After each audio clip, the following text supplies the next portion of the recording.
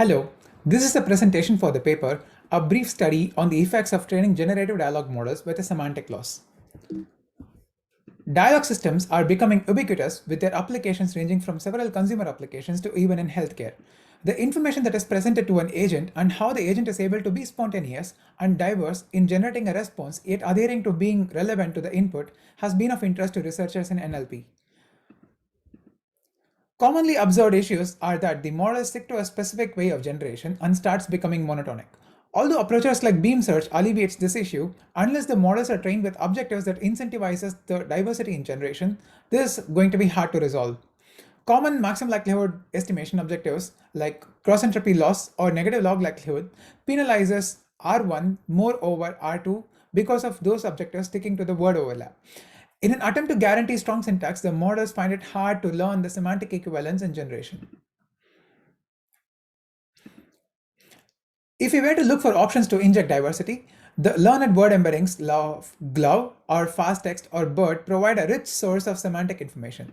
The MLE loss cross entropy expects the model to fit to the patterns in the training set. The only way the models can generalize with such a generic loss is in the hope that the training set has sufficiently large samples exploring the different possibilities. An alternate way to offset the size of the training dataset is by augmenting the training loss with a semantic loss that computes a semantic score on the model-generated response to compare with the semantic score of the target and increase the model probability to generate semantically equivalent responses during training.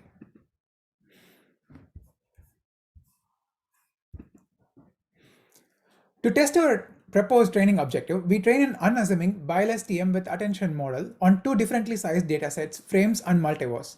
We evaluate the performance with BLUE, distinct 1 and distinct 2 to understand the effects of the proposed auxiliary objective.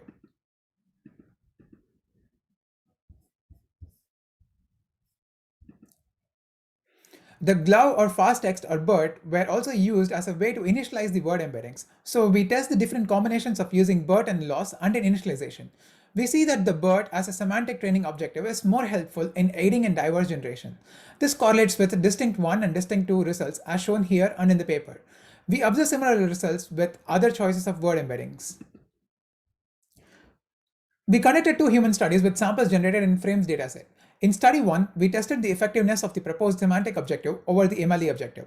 And in study 2, we tested the effectiveness of learned embeddings as initialization versus using in semantic loss computation. We observed that the proposed loss is effective in ensuring diversity and using the word embeddings in the computation of semantic loss seemed more helpful.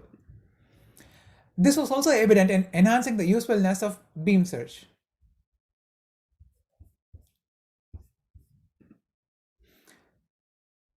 In large dataset to the size of 8,500 dialogues, as in multivars, we observed the semantic objective to be not as useful as is expected. If we were to remember our argument in slide 4, assuming the token distribution to be a multinomial sample from a Dirichlet distribution, one can see that the distribution sharpens with increased support, which is what we hypothesized to happen in the large dataset. As the sampling is done over the model distribution learned from MLE loss, the model finds it hard to break out of this distribution.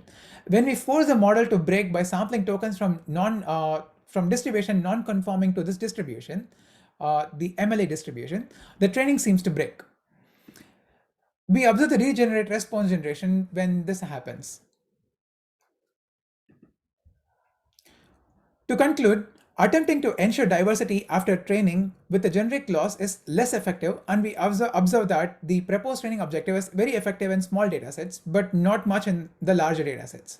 So it is useful to invest in diversity preserving training objectives to complement the generic MLE losses to enhance diversity. Yeah, this looks easier said than to be done. Thank you so much.